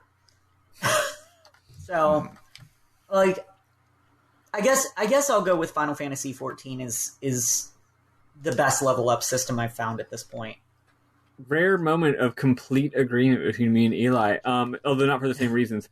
I love FF14's level up system, sort of for what Eli was saying, but also for unrelated reasons. One of my favorite level up systems, and there's all kinds of complex systems out there. You know, I really like Chrono Cross now that I understand it a little bit better. Really like it. I really like. I mean, I like all kinds of crazy shit. I really like Dragon Quest III, not the original game, but the later versions of the game, where your character has a nature, the way you have like a fucking Pokemon personality, and your personality actually affects what your stat gains are, and it's super secret and like confusing, and like you might use a special item to change your personality from like intellectual to like brave, and that actually changes the stats you get when you level up. It's like really neat and abstract. But there's all kinds, you know, and there's crazy FF8 shit, Vagrant Story shit, like there's all kinds of things, right? And I really like all of them. I like a lot of them. There's a lot of great ideas out there. But what I will say as my answer is maybe not my favorite, but I just want to give a shout out and get some recognition for the most classic of all level up systems, where you get XP and you level up and you have zero control over your character's growth, and you get spells and abilities at predetermined levels, and that's just it. The Dragon Quest 1, 2, and 3 method, the Final Fantasy 4 method. Is that the only FF game to do that? 4? It might be the literal only FF game to do that, which is funny because it's such a classic method of leveling up. Well, FF games are always trying out fun new ideas, right? So they're always throwing shit out there. The FF method, the Fantasy Star method, yeah, it's just like, oh, you're at level 6, you get Fire Spell now. I think there's actually a lot more complexity to that than people realize. People call that super, like, basic. The non-immortal characters in Lost Odyssey gain skills this way. I think there's a lot more complexity to this than people realize, especially if you get to make your party, right? It's like, you don't get to control every single fucking thing, but you get to pick your party. And also it means that the games are going to be a little bit of a different experience, like, based on who's playing. Because, like, if you're at level 14 when you fight this boss, you don't have a fire spell. But if you're level 15 when you fight this boss, you do have a fire spell. So whether or not you have the fire spell, it modifies it, right? And what I like is, instead of you having to put effort into controlling the character growth, the game does that. Your job is to react to what is in front of you. Your job is to take the tools that are given to you and then use them effectively. And the tools are always changing, right? The tools, if you give me too much control over my party build, then I'm putting so much thought into my party build that I just make the perfect party, and then I wipe the floor with the boss. It's like, most of the work is the spreadsheet. Most of the work is me working out the puzzle of the boss beforehand, and just figuring out the spreadsheet, and then once I get into the boss, I win, and I know I'm going to win because I designed my party to win, right? Whereas if I don't get to pick my party, and I don't really get to design them very much, then the action, you might say, of the game isn't before the battle, but it is in the battle, right? The back and forth of, how do I use these skills effectively? How do I take the tools that are given to me that weren't my choice and find a way to solve the puzzle that is the battle? And I don't under circumstances that are not my choosing, right? I think that's a great classic style. I don't see games using it as much anymore because I think it's seen as outdated. And I'm not saying that it's like the best way to do things, but I think that people should not discount it as being outdated because it's a perfectly reasonable way to do things. And that is FF14, right? That is I'm not saying there's not other stuff you can do. You can, like, actually, no, there's equipment and stuff, but for the most part, it's, you gain levels, and when you get to a certain level, you unlock a new class skill. That's all it is. Sometimes you have to do a quest in order to unlock a class skill. That's it. Super predetermined. You know what you're getting yourself into, and when you're in a party, the party is using the characters, and you just have to succeed with the tools that you have. So that's my answer. Honorable mention, because I remembered it just at the end, but the Final Fantasy IX / Final Fantasy Tactics way of that's a good system. Learning from your equipment. Love that one too. I do like nice Tactics. That was pretty fun. Yeah. Well, Tactics Advance. Yeah, that's what I meant, was Tactics Advance. Yeah. So that dovetails nicely into Decorate's question, which was, what do you think about level grinding? Do you think it should be necessary in most games? Do you think it's a flaw in a game's design? I already told him that he should play Dragon Quest 1 through 3. I'm going to go first here. I'm going to go first here, and my answer is, I'm not going to answer that question on this podcast, because if you want to hear my thoughts on that, ask me personally and be ready to receive a novel in response. I don't think that my answers are idiotic and idiosyncratic. I think they're actually very reasonable and well thought out, but they do take some explaining. My basic answer, though, is it depends on the kind of game. But anyone who thinks that grinding is simply padding and is boring, if your grinding is boring, if you make a game where the grinding is boring and everyone complains about how it's boring, then you didn't make the game right. And you should either not have the grinding by making the game way easier and just making it like a modern FF style game where you mash A to get through the game and just enjoy the graphics, or make a better designed game, basically. But I'll leave the rest of it for some other time. Yeah. The short version of my novel is play Dragon Quest 1 through 3 in that order, and then by the end of it, then come back to me. Pause the podcast right here. Go spend like 20 hours of your life. It's really not that much. Go not actually that long. You can do it in literally one day. Yeah. But basically, grinding shouldn't exist, because the idea of it being like grinding is it's like, like grinding doesn't actually exist, because in games like Dragon Quest, that is the gameplay, and in games like Final Fantasy, it is padding, and so it's like the actual thing. It's not really there. And when you play Dragon Quest, you can understand the like, oh, games that are about fighting battles are not about grinding, but games where they give you a fuck you boss right after a room with a heal spot and monsters that give a lot of experience because they want you to stop and play this for a couple hours. That's like, A, doesn't actually happen as often as you think it does, and B, is bad. But in general, design, yeah. in general, grinding doesn't actually exist. They're just asking you to play the game. Yep. And why pick up the controller if you're not going to play the game? Okay, fine. Well, since Sam said what he said, my opinion is essentially the same as Sam. Well, no, I'm not going into it. I'm not going into it. I'm just going to say that my opinion is pretty much the same as Sam's, and I would slightly, because me and Tim talk about this a lot, I would slightly rephrase it, which is to say, I think when people complain, sometimes people conflate two different things and say that something is bad when really they're confusing two things that are sort of similar at first glance but are actually different. And one of them is bad and the other one is dope. And my other thing is that the reason why the bad one is bad is because of colonialism. Expound on that. No. Please no. I'm not so sharing my thoughts on JRPGs and imperialism/colonialism. Okay, since Eli is dying of hunger, we will get through these last two as a lightning round, because they're both about game mechanics. Round, let's do it. So, oh god, they're both about game mechanics. Maddy will never stop. No. So, Cerebral Wind says, what is your favorite obscure video game mechanic? Like something that a game tries to do that people don't really talk about, or a mechanic in an obscure game that you want to highlight? Oh no, I saw this question and I thought about it, and then I forgot that it existed, and I stopped thinking about it. I should have looked at any of these questions ahead of time. And I put them in a public forum for a reason, guys. I don't know what... I can't really quantify what an obscure mechanic is. Like...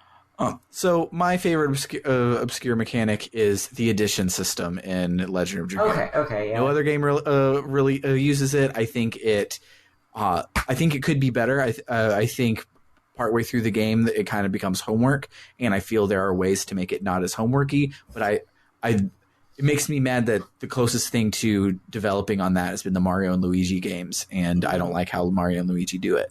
So I wish there were more games with additions. I have two answers, and they're both pretty simple. The first one is from the Xenosaga series. You just have the ability to cut in line in the turn order. It's one of the key mechanics of the series, although it becomes less important by the third game, because the same meter you use to do that, you use for other stuff too, and so now you just do the other stuff instead. But yeah, in the first game, it's like, literally, you have an FF10 style turn order, and if you hold down like R1 while the enemy's taking a turn and then hit that character's button, it's just like, they get to go next now. That's really cool and neat. It's such a simple idea. It's weird that a lot of games didn't copy it. And my second idea is, in Chrono Cross, if you recall, every character just has an innate element. So instead of it being, so it's like Pokemon basically. But even though that's true, even though that's the thing in Pokemon, it's almost never a thing with traditional RPGs with small party sizes.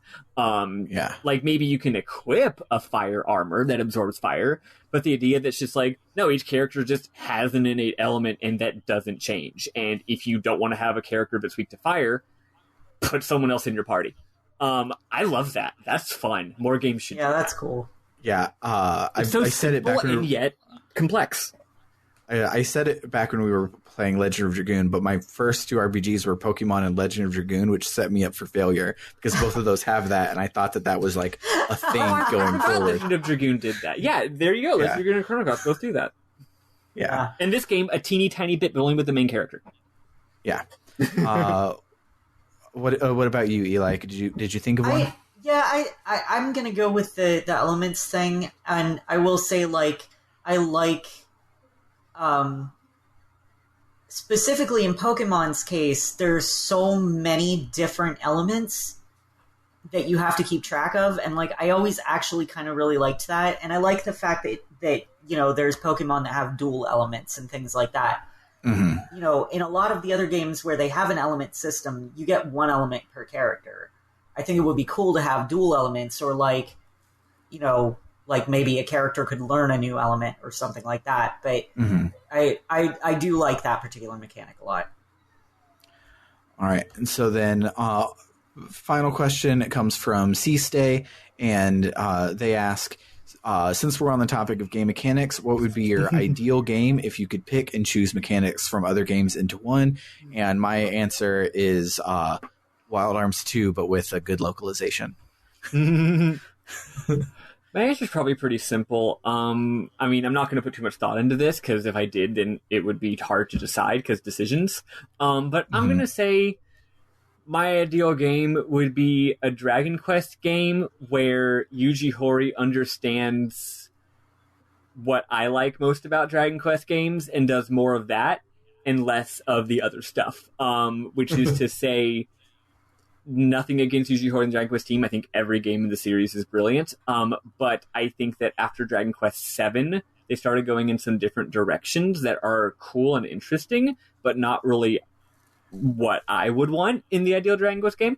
So a game that has the numerical simplicity of 3 or 7, and has lots of interesting hidden numbers, and also has a very strong sort of sense of ritual and pattern. And doesn't break its ritual, doesn't break its pattern, and has a strong world sense that you can just drop yourself into. I know that's all very abstract and doesn't make sense if you haven't heard all the other rants I've given on the topic, but that's the best way I can explain it in, short answer. My ideal game is Final Fantasy XIV, but everybody can have a house. God. Perfect.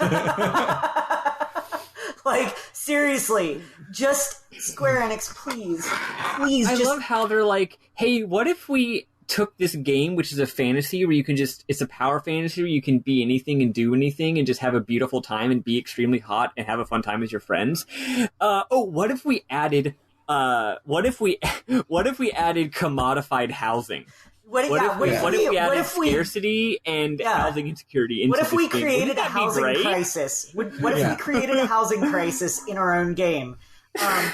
Ishgard housing is coming out in a future patch, and it's not going to solve a goddamn thing. Oh, I love Ishgard. Yeah, that's my favorite reason the so firmament far. Is all built, and it looks really cool. Like, there's a bunch of Aetherites up there. Like, it's clearly ready for them to turn it into a housing district. They'll add 24 wards. All of those wards are going to get filled up immediately. All of the houses in the other wards are going to get filled up immediately. It's going to be a fucking shit show. I'm going to stay up until 5 in the goddamn morning to get my house moved to fucking lavender beds. They're like, let's don't worry, we'll make lots of new housing. They don't have a house. Oh, surprise! It's all high-end luxury condos. Square, just like housing is a human right, and is also a I was going to make a joke where I said all the different races, but I don't remember what they're called because they all have too many apostrophes. I almost said Kitkin. Mikote. Yeah, housing is a Mikote right. And all the rest. Again, it would be a funnier bit if I knew. I don't even know the Ro, there we go. Rogadin, there you go. That's mine. My character is that, and I could still barely remember what it was called. They all have too many Y's. They all have too many silent consonants and apostrophes. It's so confusing. It's also weird that, like, just a real quick tidbit about Final Fantasy XIV. So the two new races that came with Shadowbringers are called Viera and Hrothgar. Hrothgar are Ronsos from Final Fantasy X. Yep. They actually are in the other world that you go to in Shadowbringers. Hrothgar are called Ronsos, but Viera are called Vis. What? Which is, yeah. That's so, like, one silly. of them has their canonical name on Hydaelyn, and the other has their canonical name on another planet. That's very weird. That's strange. They should have just called them Ronsos on fucking Heidelin and then called them Hrothgar on the first. But whatever, Whatever. Anyway, I'm really excited for Endwalker, and I need that pre-order to come out ASAP. Yeah. I'm really excited about our next game we will be playing. So next week, as is tradition, we'll be doing a movie night. Unfortunately, this game is based off of a movie, so it's kind of in the cards what the tie-in movie is going to be, and that is going to be the Super Mario Brothers movie. Yes, please. But after we watch the movie, we will be starting Tales of Symphonia, and it is available on PS3 because the PS3 store isn't getting closed down anymore. Yes. Thank fucking God. So you can play the version on PS3, which is the definitive edition. The PC version has issues because console games on PC have had issues until like this year, basically. But I hear that the PC version, they've ironed out a lot of those issues. But it's frequently on sale for $5 on both platforms. And you may already have it because it was bundled with a lot of shit on the PS3. But super excited for that one. I don't know where we'll be playing to first episode. I haven't thought of it yet, so Maddy, remind me to say it next week. I will try. But, if you like what we do here, you should visit us on the web at www.rpgbook.club, and that will take you over to our Ko-Fi where you can donate and help us keep the lights on and help us unlock bonus games. We have kind of a backlog of bonus games we need to get through. Hopefully we'll get through all of those in the month of May. And so look forward to those. And everyone who donates also can get 1 month early access to our side podcast called Book Club no Kiseki, where me, Bernard, and Matt are playing through the entirety of the Kiseki series, one chapter at a time. And these games are real dense, and the episode we recorded this week is one of the best bits of video game history, and therefore it's a pretty good episode. So come and check that out, and then come and hang out in the Discord and chat with us. But for RPG Book Club, I have been Sam Allman. I am very hungry, and I'm also Elias Sailor Eli Warren. You know what?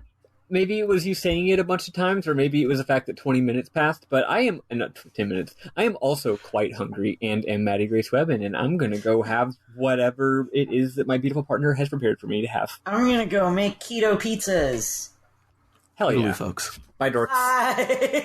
Bye.